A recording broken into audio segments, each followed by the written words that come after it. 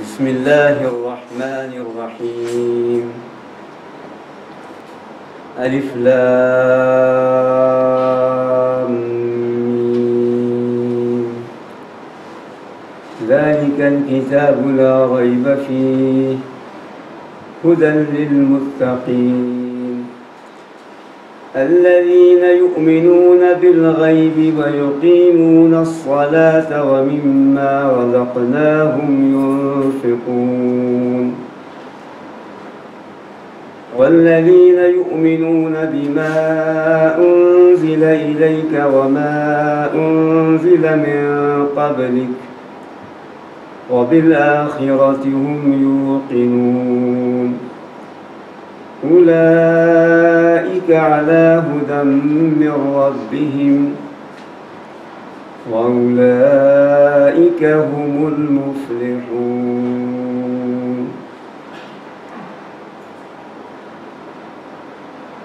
الف لام میم یہ عظیم کتاب الہی ہے جس میں کوئی شک نہیں ہے۔ متقیوں کے لیے سرچشمہ ہدایت ہے،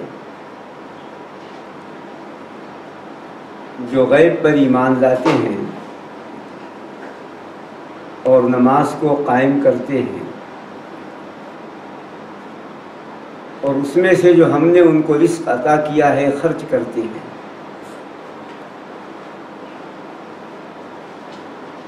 اور وہ لوگ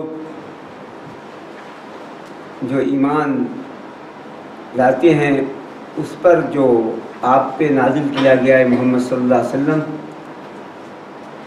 اور اس پر جو آپ سے پہلے نازل کیا گیا،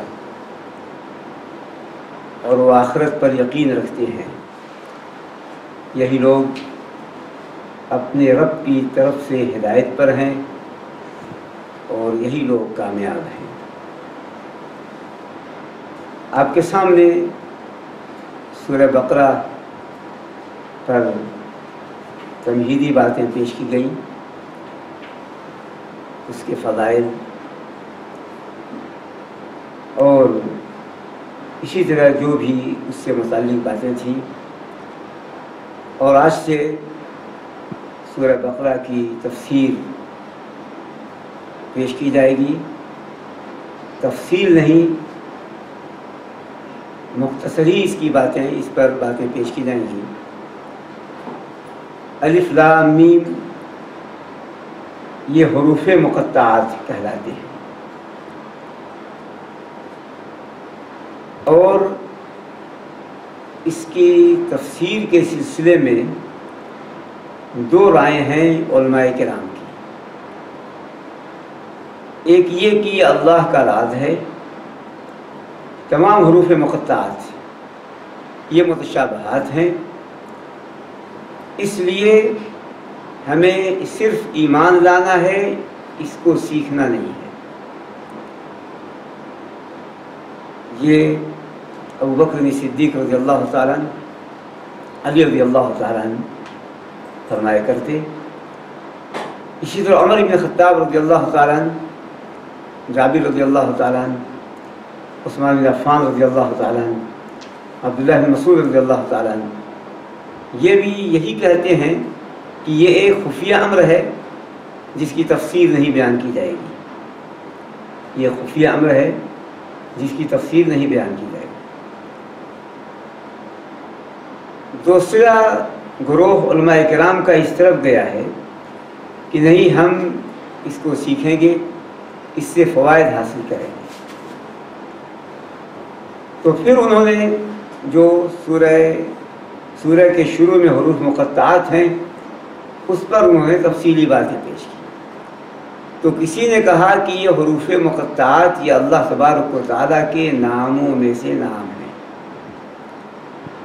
تو کسی نے کہا کہ یہ حروف مقطعات اللہ تبارک و تعالیٰ نے ان کے ذریعے قسم کھایا، یہ قسم ہے۔ تو کسی نے کہا یہ حروف مقطعات پورے سورہ کا خلاصہ ہے، کسی نے کہا پوری سورہ کا عنوان ہے۔ تو انہوں نے یہ باتیں پیش کی اور کچھ نے اس کی تفصیل بھی بتائی کہ الف سے اللہ، الف لام میم میں الف سے اللہ، لام سے جبریل علیہ السلام، میم سے حضرت محمد صلی اللہ علیہ وسلم، اللہ تبارک و تعالیٰ نے جبریل علیہ السلام کے ذریعے واسطے سے محمد صلی اللہ علیہ وآلہ وسلم کے کلام اتارا ہے۔ لیکن صحیح بات وہی ہے جو صحابہ کرام رضوان اللہ علیہم کی اکثریت گئی ہے کہ یہ اللہ تبارک و تعالیٰ کا راز ہے، خفیہ امر ہے، اور جو ہمیں احادیث پہ نظر دوڑاتے ہیں تو احادیث میں بھی حروف مقطعات پر کوئی بات نہیں ملتی ہے۔ جو حدیث ملتی ہے یہ کہ یہ حروف ہیں اور ان حروف کے پڑھنے پر ثواب ہے۔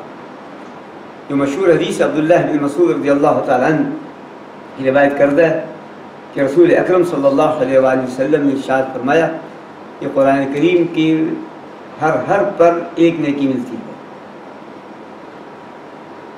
اور یعنی 10 نیکی، الحسنۃ بعشر امثالها، ایک کے بدلے 10 نیکی ایک پر۔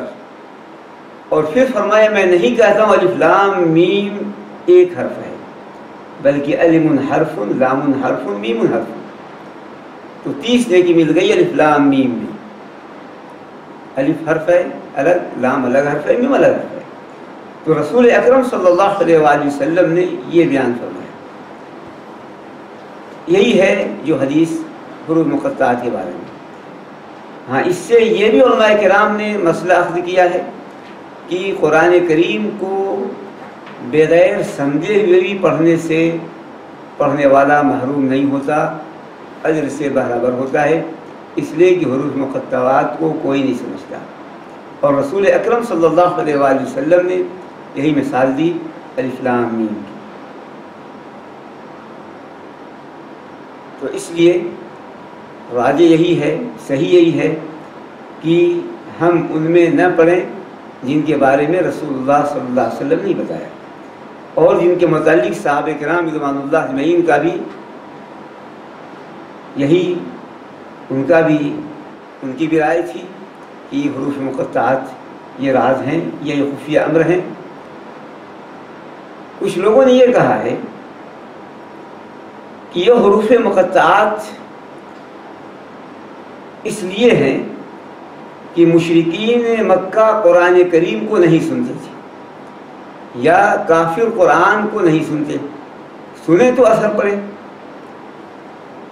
تو حروف مقطعات ہیں، شروع میں اتار دیا اللہ تبارک و تعالیٰ نے تاکہ جب اسے سنیں تو رک جائیں، کہ یہ کون سے الفاظ ہیں، کون سے حروف ہیں، یہ تو ہماری سمجھ میں نہیں آتے، تو اب وہ رک جائیں اس پر سننے کے لیے، سمجھنے کے لیے، اور پھر اس کے بعد قرآن اس کے بعد سنا دیا جائے تو پھر ان کے دلوں پر اثر پڑ جائے۔ تو اس لیے حروف مقطعات اللہ تبارک و تعالیٰ نے یہ نازل کیا ہے۔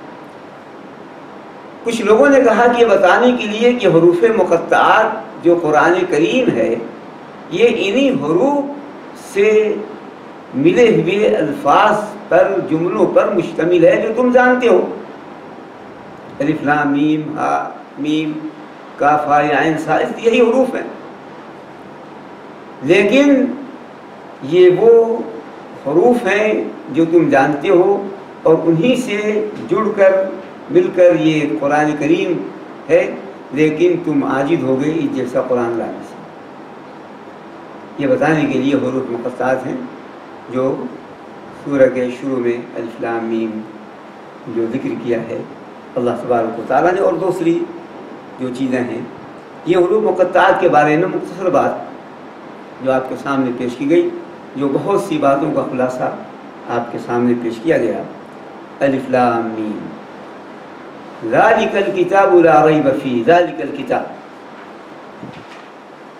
یہاں بھی ایک علماء کرام کے درمیان باتیں ہوئی ہیں کہ ذالک یہ اسم اشارہ ہے۔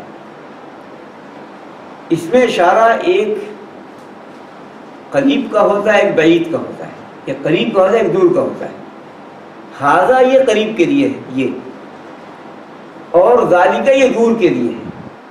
ذالک یہ دور کے لیے.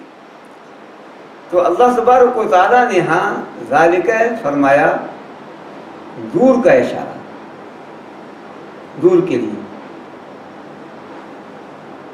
تو اکثر مفسرین کرام رحم اللہ نے یہ فرمایا ہے کہ ذالک ہذا کے معنی میں ہے، ذالک یہ ہذا کے معنی میں ہے یہ کتاب. اور پھر وہ کہتے ہیں قرآن کریم میں اس کی مثالیں بہت ہیں. تلک عشرۃ کاملہ، تلک بعید کے لیے ہے ذالک کی طرف، لیکن معنی میں ہذہ عشرۃ کاملہ، یہ مکمل 10 روزے ہو گئے. اسی طرح بہت سی مثالیں ہیں قرآن کریم کے اندر کہ اس میں اشارہ بعید کا استعمال کیا ہے اللہ تبارک و تعالیٰ نے، اور معنی اس سے مراد اشارہ قریب کا ہے ہذا کے معنی میں.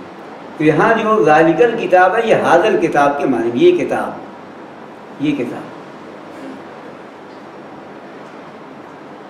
کچھ لوگوں نے کہا ہے کہ اس میں حکمت ہے،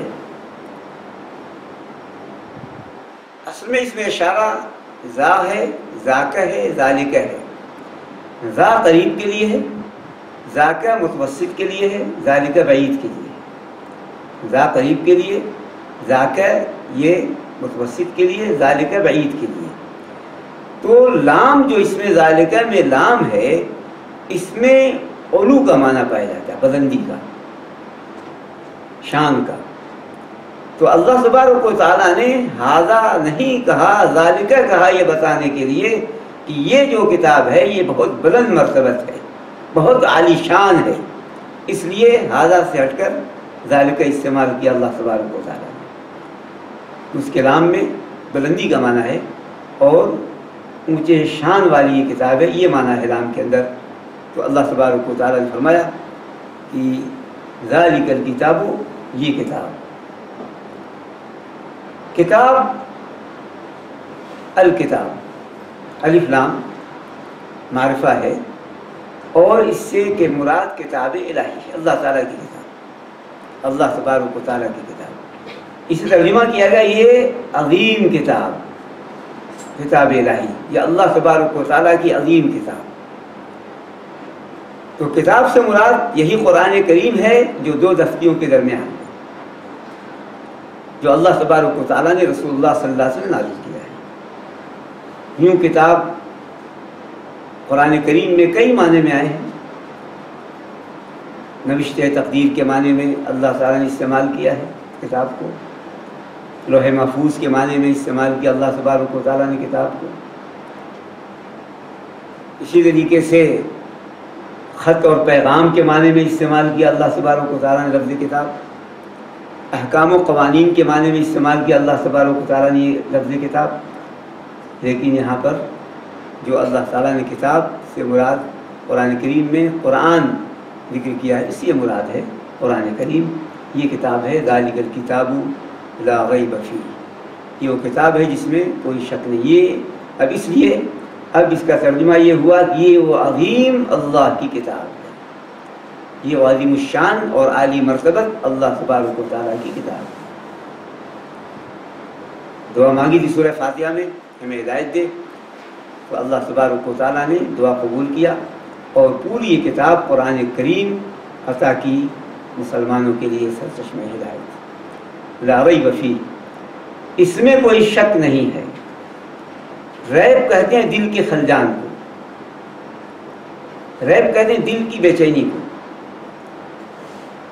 اضطراب کو، تردد جسے ہم کہتے ہیں.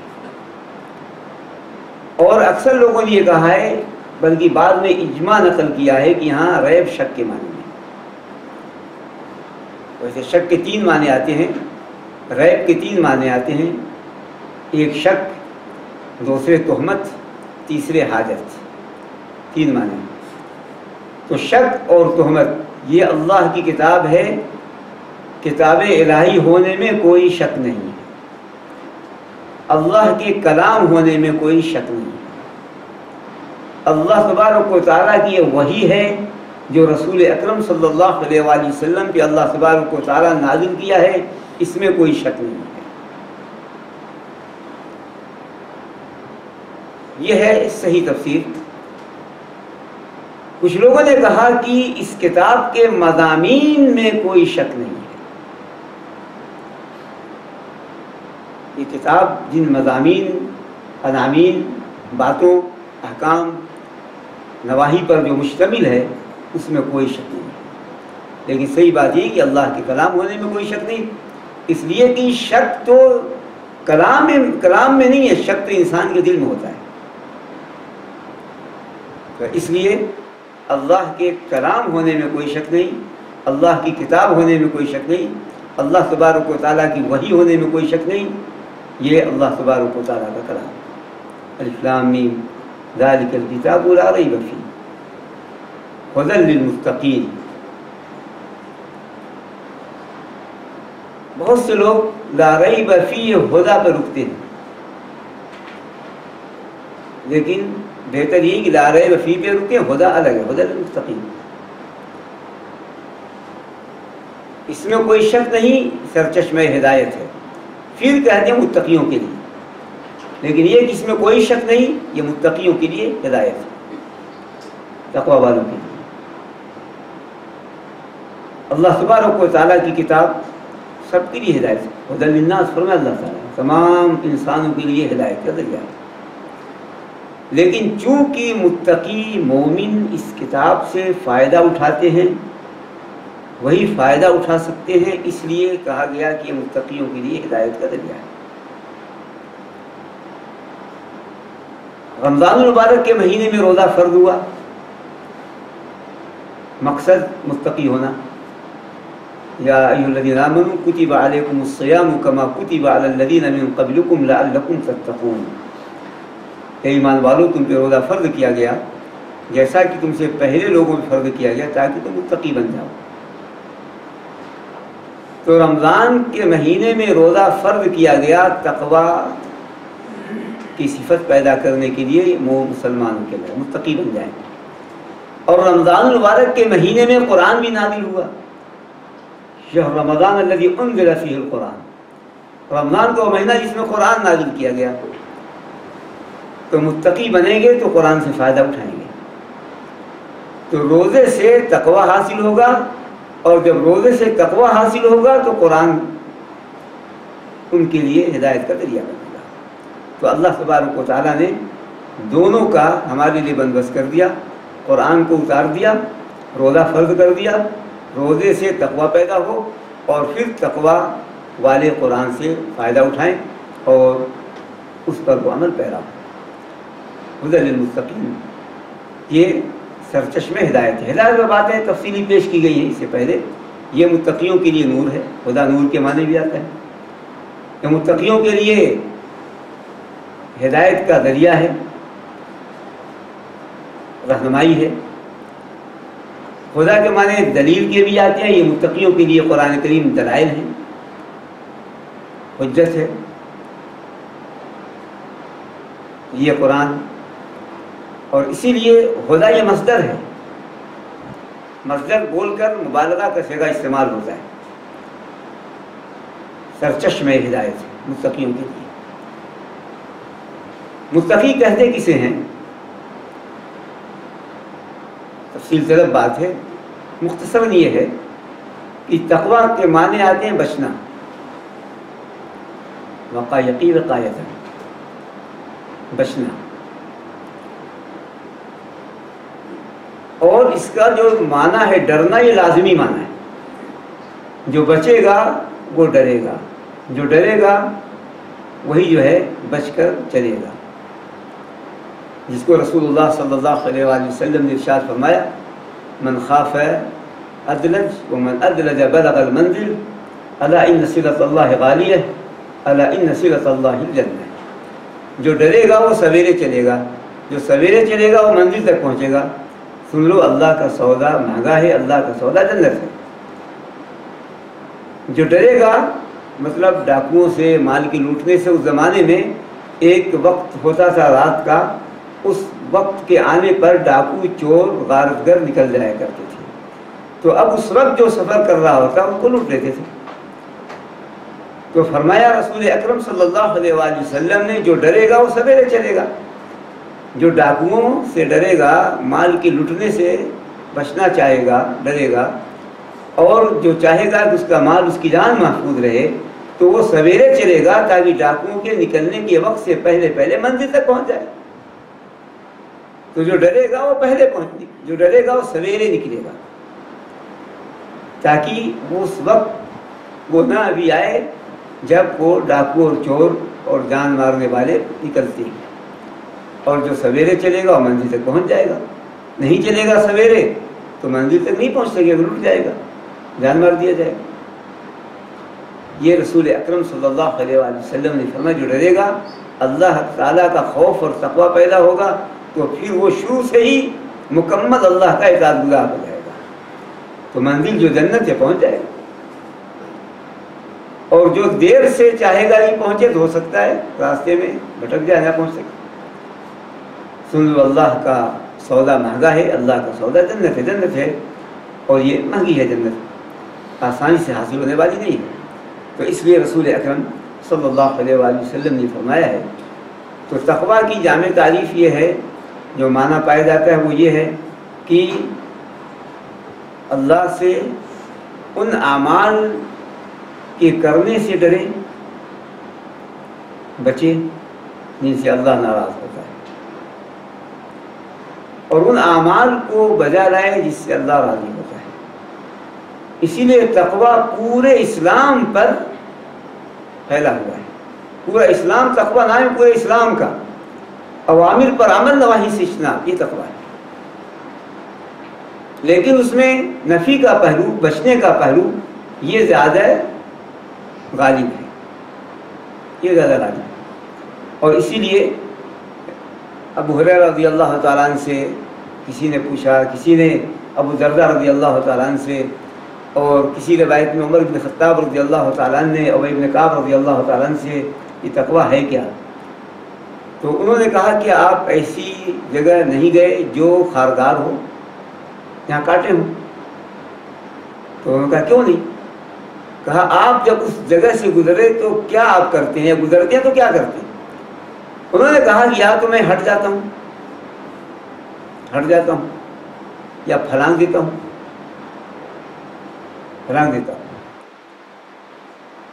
یہ کام کرتا ہوں۔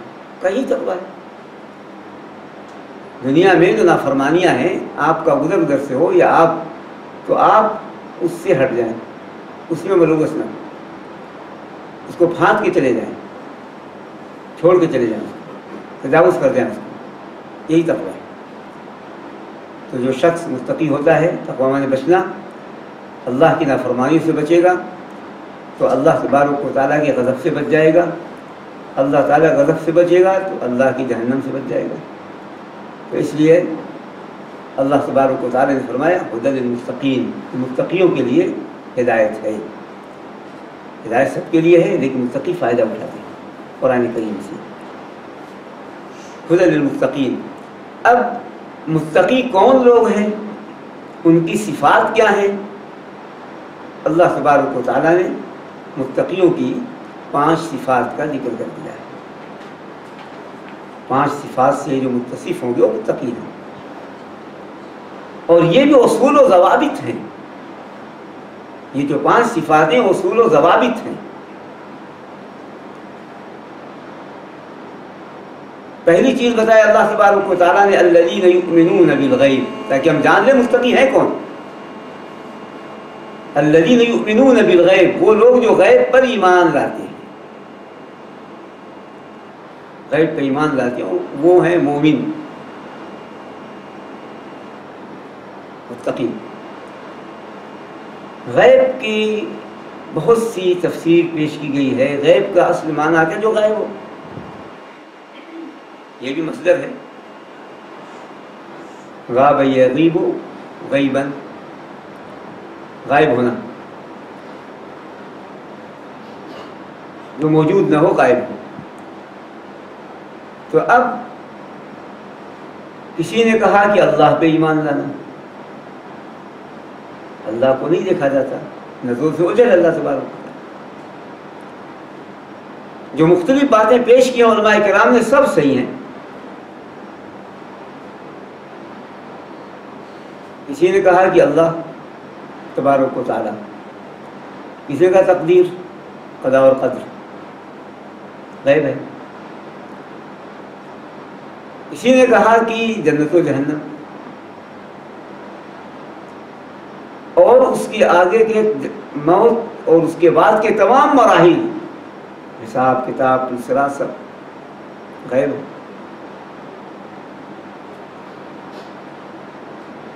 تو اللہ تبارک و تعالیٰ نے قرآن کریم میں جو بتایا ہے اس پر ہمیں ایمان لانا ہے، اور رسول اکرم صلی اللہ علیہ وآلہ وسلم نے ہمیں جو بتایا ہے،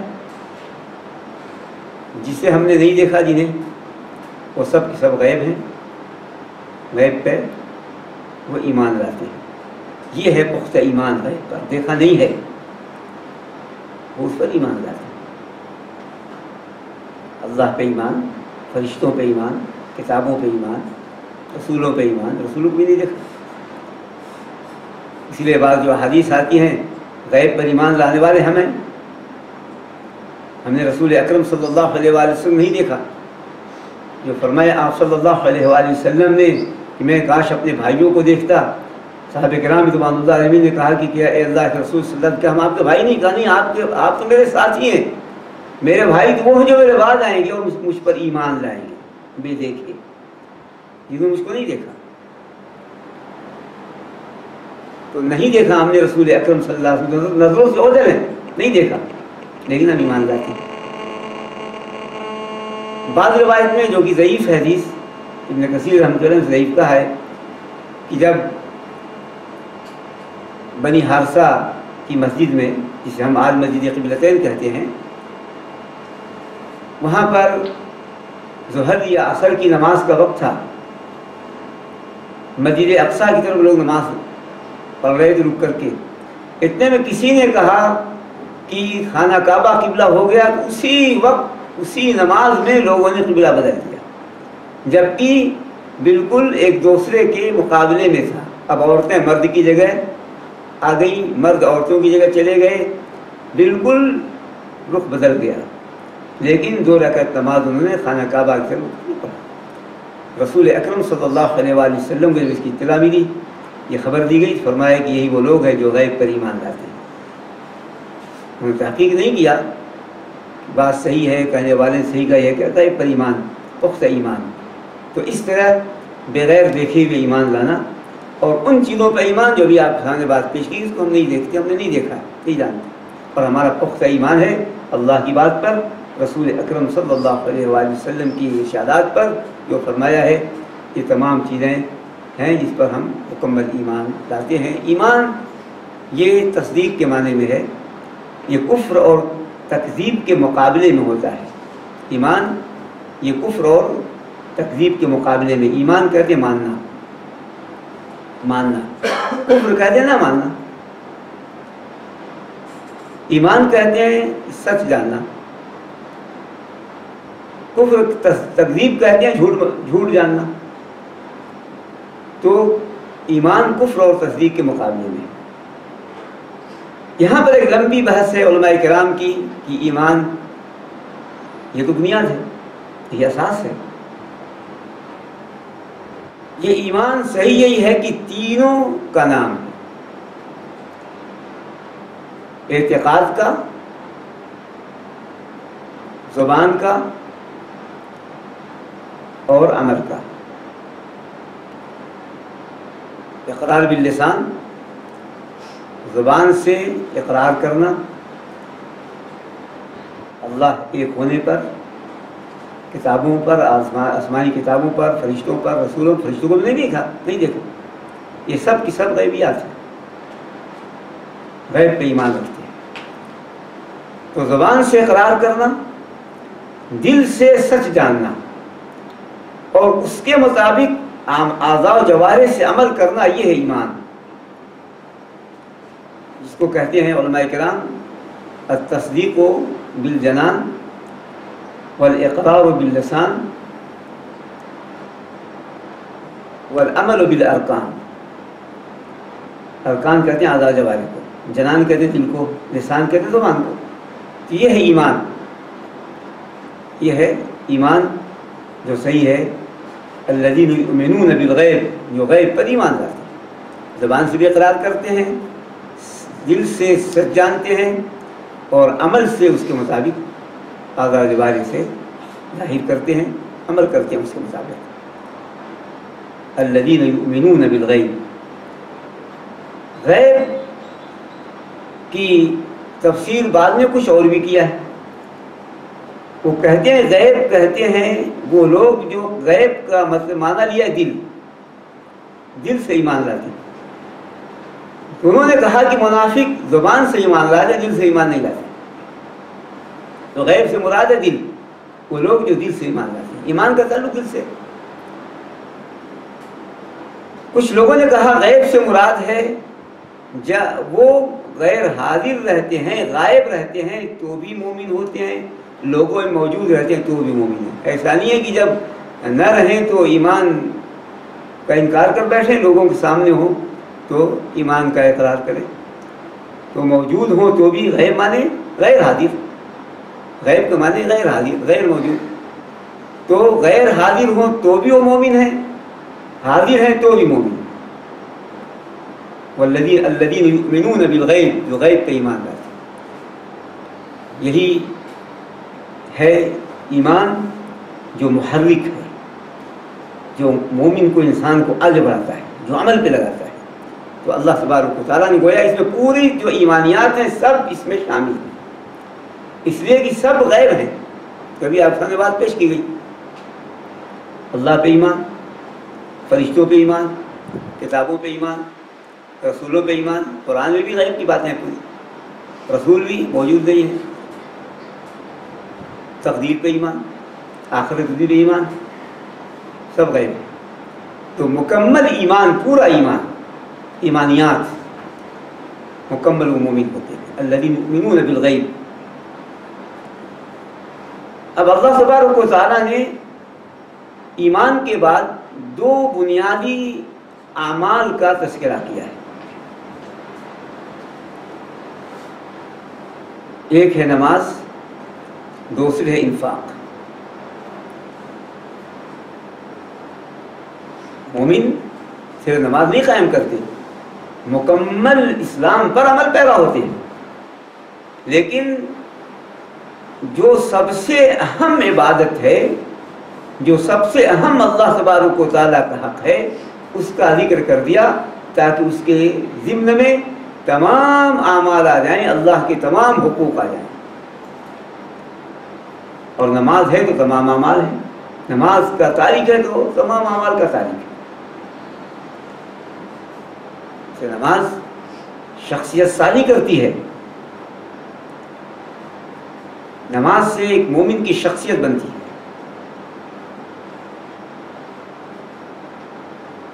تو اس لیے نماز سے ایک مومن کا پورا کردار سنورتا ہے۔ مومن نماز سے وہ اللہ تبارک و تعالیٰ کا بندہ بنتا ہے اور غیروں کی بندگی سے برات کا اعلان کرتا ہے، تمام چیزوں کی غلامی سے نکلتا ہے، وہ ایک اللہ کی غلامی میں رہتا ہے۔ اس لیے حقوق اللہ میں، اعمال میں سب سے اہم عمل جو اللہ تبارک و تعالیٰ نے قرآن کریم میں 80 سے زائد جگہوں پر نماز اور زکوٰۃ کا ایک ساتھ ذکر کیا ہے، نماز اور انفاق فی سبیل اللہ کا۔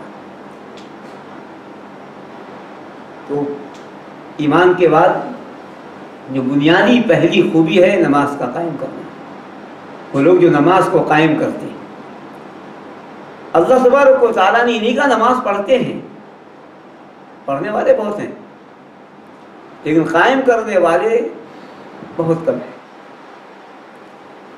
جو قیمون کا اقامت سے ہے، اقامت کے معنی ہیں سیدھا کرنا، اقامت کے معنی سیدھا کرنا، سیدھا رکھنا۔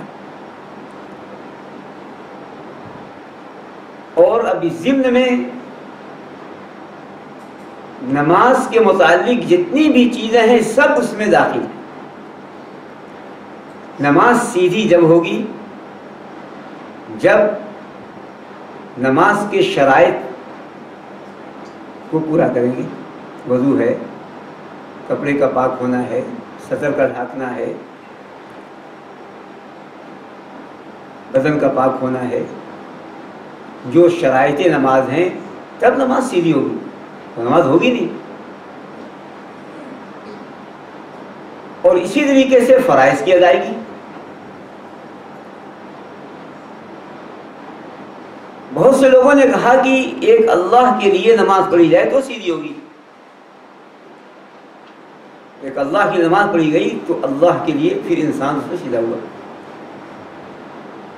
خشوع خضوع سے نماز پڑھی جائے تب وہ نماز اقامت کہلائے گی، ورنہ کہیں اور چلا گیا، اس کا رخ کہیں اور ہو گیا تو سیدھا کم ہوا، دنیا کو نماز میں اس طرف مائل ہو گیا یا اور کسی دنیا کی چیزوں کی طرف اس کی توجہ ہٹ گئی تو وہ سیدھا نہیں اللہ تعالیٰ کی طرف۔ دل بھی سیدھا اللہ تعالیٰ کی طرف ہو، خشوع خضوع ہو، پھر اس نماز میں اس کی پوری توجہ اللہ تبارک و تعالیٰ کی طرف ہو، اگر توجہ اللہ تعالیٰ کی طرف نہیں ہے تو سیدھا نہیں رہا، ہٹ گیا ادھر تک۔ تو اس اعتبار سے بھی سیدھا فرمایا۔ تو الغرض یہ ہے کہ اس میں تمام چیزیں آتی ہیں نماز قائم کرنے۔ رسول اکرم صلی اللہ علیہ وآلہ وسلم نے ارشاد فرمایا کہ تسویۃ الصفوف من اقامت الصلاۃ، نماز صف کا برابر کرنا نماز کے قائم کرنے میں سے، تو سب کا برابر کرنا اس کا تعلق نماز اقامت صلاۃ سے ہے۔ تو اس لیے نماز پڑھنے والے بہت ہیں اور قائم کرنے والے اگر ہم سوچیں تو بہت کم ملیں گے۔ اسی طرح نماز میں رکوع اور سجود کو پورا ادا کرنا اقامت صلاۃ میں سے۔ اللہ تبارک و تعالیٰ اس نماز کو دیکھتا ہی نہیں ہے، وہ نماز ہوتی نہیں ہے جس نماز میں کوئی رکوع اور سجدہ پورا نہ کرے۔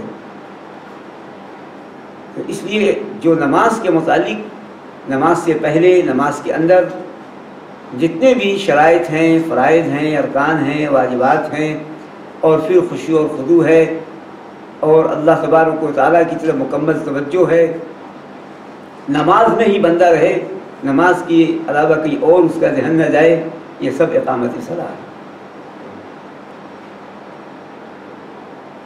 والذین یقیمون الصلاۃ، وہ لوگ جو نماز کو قائم کرتے ہیں، جو اللہ تبارک و تعالیٰ نے 5 وقت کی نماز فرض کی ہے، اسی پر ہے مومن کی کامیابی، یہی مومن کی کامیابی کا دار و مدار ہے۔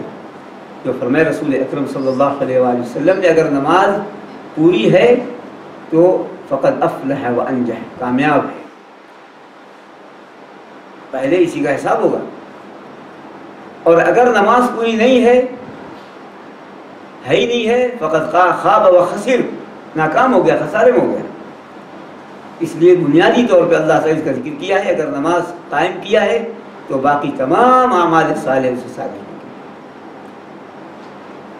یہ سرچشمہ ہے جن سے اعمال صالح صادر ہوتی ہے نماز۔ والذین یقیمون الصلاۃ، 5 وقت نماز کو قائم کرتے ہیں وقت پر۔ تو اقامت صلاۃ سے مراد وقت پہ نماز قائم کرنا۔ اقامت صلاۃ میں جماعت اور جمعہ کی پابندی بھی ہے، تمام چیزیں اقامت صلاۃ میں، جمعہ اور جماعت کی پابندی بھی اقامت صلاۃ ہے۔ تیسری صفت ذکر کی اللہ تبارک و تعالیٰ نے، وَمِمَّا رَزَقْنَاهُمْ يُنْفِقُونَ، اور اس میں سے جو ہم نے رزق دیا ہے خرچ کرتے ہیں۔ پہلی بات تو اس میں یہ بتائی اللہ تبارک و تعالیٰ نے کہ جو خرچ کرنا ہے وہ تھوڑا ہے، من تبیدیہ، اس میں سے سب نہیں خرچ کرنا، کچھ خرچ کرنا۔ اس لیے زکوٰۃ وہ 100 میں سے 2.5% 2.5 روپیہ، تو کیا تھوڑا نہیں ہے؟ 100 میں سے تھوڑا ہے۔ تو اس لیے جو خرچ کرتے ہیں سب نہیں کہہ دیا جاتا سب خرچ کر دیں، بلکہ اس میں سے کچھ تھوڑا دوسری بات یہ بتائی کہ اللہ تبارک و تعالی ہی رازق ہے، رزق اس نے دیا ہے۔ یہ ذہن میں اگر ہوگا تو نعمت الہی کی قدر ہوگی، شکر کی توفیق ہوگی۔ یہ رہا کہ ہم نے کمایا، کوشش کی، محنت کیا، ڈیوٹی لگائی اور پھر ہمیں یہ ملا، اللہ تبارک و تعالیٰ اگر اس کا نہیں، اس طرح اگر ذہن نہیں گیا تو پھر اللہ کی نعمت کی نہ قدر ہوگی نہ شکر ادا کرے گا۔ میں نہیں کمایا، کتنے کمانے والے تو گدو کرتے ہیں، کچھ ہاتھ نہیں آتا، اور کتنے تھوڑی ہی تو گدو کر دیتے ہیں، بہت سے ہاتھ آ جاتے ہیں۔ یوں تو رزق سے مراد جو رزق ہے عربی زبان میں وہ بہت وسیع معنی میں ہے۔ ہر وہ چیز جو موجود ہے جس سے انسان فائدہ اٹھاتا ہے وہ رزق ہے، خواہ اس کا تعلق کھانے کی چیزوں سے ہے، پینے کی چیزوں سے ہو، لباس کی چیزوں سے ہو، پہننے کی یا رہائش کی، جس سے بھی وہ لطف اندوز ہوتا ہے، سب کی سب رزق ہے۔ یہاں مراد مال ہے، وَمِمَّا رَزَقْنَاهُمْ يُنْفِقُونَ، یہاں مراد ہے جو ہم نے اسے رزق دیا ہے وہ مال۔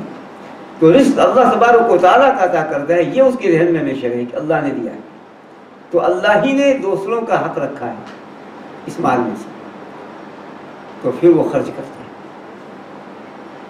یہ حقوق العباد ہے، اور حقوق العباد میں جب یہ بات آئی، حقوق اللہ میں بنیادی بات نماز، اور حقوق العباد میں بنیادی چیز یہ ہے انفاق فی سبیل اللہ، اللہ کے راستے میں خرچ کرنا۔ کسی نے کہا اس سے مراد فرض زکوٰۃ ہے، کسی نے کہا نہیں فرض نفل سب ہے، کسی نے کہا کہ اس سے مراد جو اپنے بچوں پر اور اوپر خرچ کرتا ہے وہ بھی مراد ہے۔ تو حقیقت یہ ہے کہ اس میں سب مراد ہے۔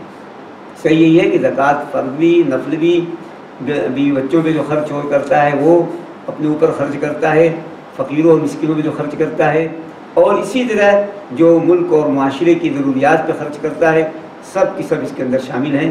وَمِمَّا رَزَقْنَاهُمْ يُنْفِقُونَ، اس میں سے جو ہم نے ان کو دیا ہے، رزق عطا کیا ہے، خرچ کرتے ہیں۔ یہ ہے جو اللہ تبارک و تعالیٰ نے فرمایا۔ یہ خرچ کرنا، اس سے دل نرم ہوتا ہے، بخیلی کا خاتمہ ہوتا ہے، معاشرے میں محبت قائم ہوتی ہے، تعاون کا جذبہ پیدا ہوتا ہے، اور پھر اس سے یہ بات معلوم ہوتی ہے کہ یہ معاشرہ کوئی لٹیروں کا نہیں ہے، جانوروں کا معاشرہ نہیں ہے جو ایک دوسرے کی جان کے در پہ ہیں۔ یہ وہ معاشرہ ہے جس میں ایک دوسرے کی مدد ہے، اپنے مفاد پرستی نہیں، خود غرضی نہیں، بلکہ دوسروں کا خیال ہے۔ وَمِمَّا رَزَقْنَاهُمْ يُنْفِقُونَ، اور اس میں سے جو ہم نے رزق ادا کیا ہے وہ خرچ کرتے ہیں۔ پھر اللہ تبارک و تعالیٰ نے ایمان کی ایک چیز اور ذکر کیا، وَالَّذِينَ يُؤْمِنُونَ بِمَا أُنزِلَ إِلَيْكَ وَمَا أُنزِلَ مِن قَبْلِكَ، یہ چوتھی صفت ہے۔ وہ لوگ جو ایمان لاتے ہیں اس پر جو آپ پر محمد صلی اللہ علیہ وسلم نازل کیا گیا، کتاب و سنت، قرآن اور حدیث، اور اس پر بھی ایمان لاتے ہیں جو آپ سے پہلے نازل کی گئی، توریت، انجیل، زبور، اس طرح دوسرے صحیفے، آسمانی صحیفے، ایمان لاتے ہیں۔ یہ ہے اللہ تبارک و تعالیٰ نے الگ سے ذکر کیا، یؤمنون بالغیب سے ہٹ کر اس کا تذکرہ کیا۔ اسی لیے مفسرین کرام رحمہ اللہ کے درمیان اختلاف ہوا۔ تین تفسیر اس کی ہے۔ پہلی بات یہ کہ یہ سب کی سب ایمان والوں کی خوبیاں ہیں، سب ایمان والوں کی خوبیاں ہیں۔ دوسری تفسیر جو لوگوں نے پیش کیا ہے کہ پہلی آیتیں یہ ایمان والوں کے متعلق تھی، عام مسلمان، عرب مومن، اور یہ دوسری جو یہ بات ہے یہ یہود و نصارہ کے بارے میں ہے کہ وہ ایمان لاتے ہیں آپ پر، یعنی محمد صلی اللہ علیہ وسلم پر وہ ایمان لاتے ہیں، تو یہ یہود و نصارہ کے متعلق ہے۔ اور تیسری تفسیر اس کی وجہ سے وہ کہتے ہیں کہ سب یہود و نصارہ کے بارے میں شروع سے، لیکن صحیح ہے، یہی ہے جو جمہور مفسرین کرام نے فرمایا اور جو مجاہد رحمۃ اللہ علیہ نے فرمایا کہ اللہ تبارک و تعالیٰ نے ان تمام آیتوں میں صرف مومن کی خوبیاں اور صفات بتائی ہیں، کیونکہ یہودی یہ کہا کرتے تھے ہم نہیں مان لائیں گے مگر جو ہم پر نازل کیا گیا، تو ایک مومن خصوصی طور پر یہ کہتا ہے کہ ہم ان تمام کتابوں پہ ایمان لاتے ہیں جو اللہ تبارک و تعالیٰ نے نازل کیا ہے، تمام رسولوں پہ ایمان لاتے ہیں بلا تفریق، جو اللہ تبارک و تعالیٰ تمام رسول انبیاء گزرے سب پہ ایمان لاتے ہیں۔ تو اس لیے اللہ تبارک و تعالیٰ نے ذکر کیا ہے۔ اب جن لوگوں نے کہا کہ اس سے مراد یہود نصارہ ہیں، تو ان پر احادیث ہیں، جو آیات ہیں ان کا ذکر کیا ہے، اور انہوں نے کہا ہے کہ ان کو ڈبل اجر ملتا ہے، ایک پہلی کتاب پہ ایمان لانے کا اور دوسرے رسول اکرم صلی اللہ علیہ وآلہ وسلم پہ جو ہے ایمان لانے کا۔ بہرحال صحیح یہی ہے کہ مسلمانوں کی خوبیاں ہیں، مسلمانوں کی صفات ہیں جو اللہ تبارک و تعالیٰ نے ان آیتوں میں ذکر کی ہیں۔ اور پھر پانچویں صفت، آخری صفت، انقلابی صفت جو فرمایا اللہ تبارک و تعالیٰ نے وَبِالْآخِرَةِ هُمْ يُوقِنُونَ، اور وہ آخرت پر یقین رکھتے ہیں، اور وہ آخرت پر یقین رکھتے ہیں، آخرت پر یقین رکھتے ہیں۔ ایمان نہیں فرمایا، یقین فرمایا۔ ایمان اور یقین میں فرق ہے۔ ایمان کفر تکذیب کے مقابلے میں ہے، یقین شک اور تردد کے مقابلے میں ہے، یقین شک اور تردد کے مقابلے میں ہے۔ اور آخرت پر جتنا پختہ یقین ہوگا، جیسے انسان کو اپنی ذات کے وجود پہ یقین ہے، اس طرح چونکہ آخرت اس کی آنکھوں سے اوجھل وہ نہیں جانتا، نہیں دیکھتا، تو اس لیے اسے یقین کی ضرورت ہے۔ جب وہ یقین پیدا ہو جائے گا، جس طرح اسے یقین ہوتا ہے یقینی علم اپنی ذات پر، تو پھر اس کی زندگی بدل جائے گی۔ یہی بتایا آخرت کا عقیدہ انقلابی عقیدہ ہے، انقلابی عقیدہ ہے۔ وہ اس دنیا میں جو عمل کرتا ہے وہاں کامیابی کے لیے کرتا ہے۔ اب اگر شک اور تردد ہوا تو کوئی کام نہیں کرے گا، وہ کہے گا دنیا ہی کی یہ زندگی چند روزہ ہے، اسی میں مزہ لوٹ لے، پتہ نہیں آگے کیا ہوگا، ہوگا نہیں ہوگا۔ کافر بھی یہی کہتے تھے، آخرت پر وہ ایمان لاتے بات کرتے کہتے کچھ شک ہمیں ہے، شک کرتے تھے۔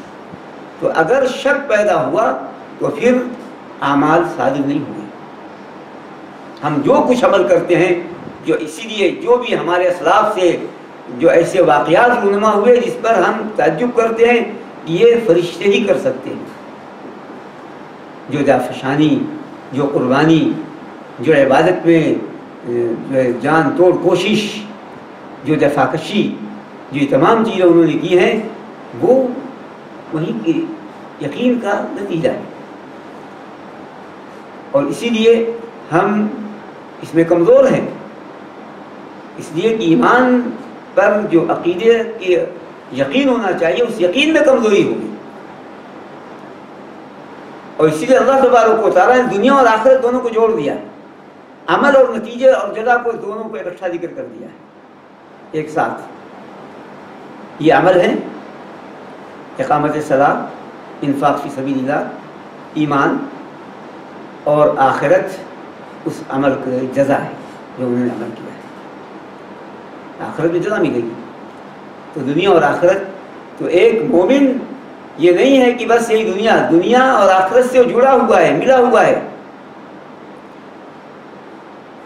جہاں اس کی وہ یہ سمجھتا ہے کہ میں وہاں کے لیے کام کرتا ہوں، جہاں اس کی اسی لیے وہ مرنے پر، موت پر اسے خوشی ہوتی ہے، اللہ تبارک و تعالیٰ کی ملاقات کا خواہش مند ہوتا ہے، اور پھر وہ چاہتا ہے کہ جلدی سے اللہ تبارک و تعالیٰ کی طرف پہنچے۔ یہ اس وقت کا عالم ہے جب موت کا عالم ہوتا ہے، ابھی تو نہیں۔ ایک عائشہ صدیقہ رضی اللہ تعالیٰ عنہ نے یہی سوال کیا جب رسول اکرم صلی اللہ علیہ وآلہ وسلم نے فرمایا کہ من احب لقاء اللہ احب اللہ لقاءہ، جو اللہ سے ملنے ملاقات کو پسند کرے، اللہ اس سے ملاقات کو پسند کرتا ہے۔ تو عائشہ صدیقہ رضی اللہ عنہ نے فرمایا کہ اللہ کے رسول سے ہم میں سے کوئی نہیں ملنا چاہتا، مرنا چاہتا کوئی؟ کوئی اللہ سے ملنا نہیں چاہتا. تو فرمایا رسول اکرم صلی اللہ علیہ وآلہ وسلم نے کہ یہ مراد نہیں ہے، یہ ہے موت کی وقت. جب فرشتے روح نکالنے آتے ہیں تو اس وقت وہ چاہتا ہے جلدی اللہ سے ملاقات کرے، تو اللہ بھی اس کی ملاقات کے لیے تڑپتا ہے، نیچے کرتا ہے، وہ ہے وقت. تو اس لیے یہ وہ وقت مراد ہے، ورنہ موت کی تمنا کرنا منع ہے. تو اللہ تبارک و تعالیٰ نے یہ بتایا کہ ایک مومن جو عمل کرتا ہے وہ آخرت سے مرتبط ہے، جڑا ہوا ہے وہ عمل اس کا. یہ عمل ہے، اور جہاں اس کی آنکھ بند ہوئی وہیں سے اب اس کے نتائج شروع ہو جائیں گے. قبر ہی سے، مرنے کے وقت ہی سے تمام اس کے نتائج وہ دیکھے گا، قبر سے شروع ہو جائیں گے، جو احادیث ہیں رسول اکرم صلی اللہ علیہ وآلہ وسلم. تو آخرت کا عقیدہ انقلابی عقیدہ ہے. اسی عقیدے نے صحابہ کرام کی سیرت کو بدل ڈالا تھا، ان کے کردار کو بدل دیا تھا، ان کی زندگیوں میں تبدیلی کر دی تھی. یہ عقیدہ جتنا کمزور ہوگا اتنا ہی ہماری سیرت جو ہے وہ داغدار ہوتی چلی جائے گی. وبالآخرۃ ھم یوقنون، یقین ہے، پختہ یقین. اب اللہ تبارک و تعالیٰ نے جب خوبیاں بتائیں تو فرمایا اولئک علی ھدی من ربہم واولئک ھم المفلحون. یہی وہ لوگ ہیں جو اپنے رب کی طرف سے ہدایت پر ہیں. اعلیٰ کے معنی میں استقامت پایا جاتا ہے. اللہ تبارک و تعالیٰ ان لوگوں کو ہدایت پر استقامت نصیب کرتا ہے. ایسے لوگ جمے رہتے ہیں. تو اسی لیے مفسرین کرام رحمہ اللہ نے یہاں خدا کا ترجمہ استقامت کیا، وہ ہدایت پر استقامت، اپنے رب کی طرف سے ہدایت پر جمے رہتے ہیں. یا دلیل، ہدایت کے معنی دلیل دیا، یعنی وہ اپنے رب کی طرف سے ہمیشہ دلیل و حجت پہ رہتے ہیں، جس کی وجہ سے وہ اس پر عمل پیرا رہتے ہیں، کبھی عمل نہیں چھوڑتے. یا اپنے رب کی طرف سے روشنی میں رہتے ہیں، روشنی ترجمہ کیا، روشنی میں رہتے ہیں. تو جب روشنی انہیں ملی ہے تو پھر اس روشنی پہ وہ چلتے گامزن ہوتے ہیں اور چلتے ہیں. اولئک علی ھدی من ربہم، یہ ہیں ان صفات والوں کے بارے میں کی فضیلت جو بتائی اللہ تعالیٰ نے، یہ ہدایت یافتہ ہے، یہ ہدایت یافتہ ہے. اور پھر فرمایا اولئک ھم المفلحون، یہی لوگ کامیاب ہیں.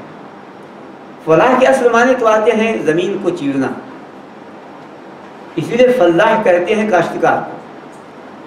فلاح کہتے ہیں جو کھیت جوتا ہے بوتا ہے، اس کو فلاح کہتے ہیں، کھیت جوتنے والا. اور چونکہ کھیت جوتنے والا جب کھیت جوتتا ہے، کوشش کرتا ہے اور پانی دیتا ہے، محنت کرتا ہے، تب اس کے بعد فصل تیار ہوتی ہے اور اس پر فائدہ اٹھاتا ہے.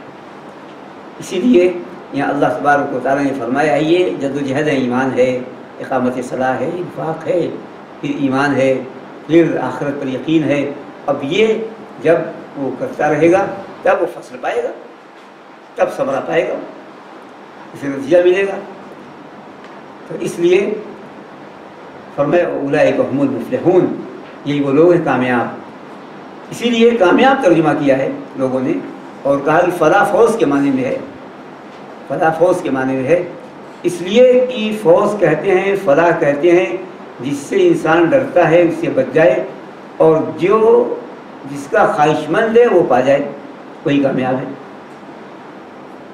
جس سے انسان ڈرتا ہے اسے نجات مل جائے، اور جو چاہیے وہ مل جائے، کامیاب ہو گیا. ڈرتا ہے جہنم سے بچ گیا، اور خواہش ہے جنت کی، پا گیا، کامیاب ہو گیا. یہ جو اللہ تبارک و تعالیٰ نے فرمایا ہے، اور یہ ہے آپ کے سامنے آج کی باتیں جو اختصار سے پیش کی گئی. ورنہ علماء کرام کی ہر لفظ پر اور ہر آیت پر بہت تفصیلی باتیں ہیں، لیکن مختصر باتیں بتائی جائیں گی آپ کے سامنے تاکہ قرآن کریم کو تیزی سے اس میں آگے بڑھا جائے. یہاں پر جو بات معلوم ہوئی، جو ہم نے 5 آیتیں ابھی پڑھی، پہلی بات یہ ہے کہ ایک مومن کو ہدایت کی تلاش پہ ابھارا اللہ تبارک و تعالیٰ نے قرآن کریم کے ذریعے. قرآن کریم پہ لگ جائے تو اللہ تبارک و تعالیٰ کی ہدایت اسے نصیب ہوگی، اور اس پر وہ کمر بستہ ہو جائے.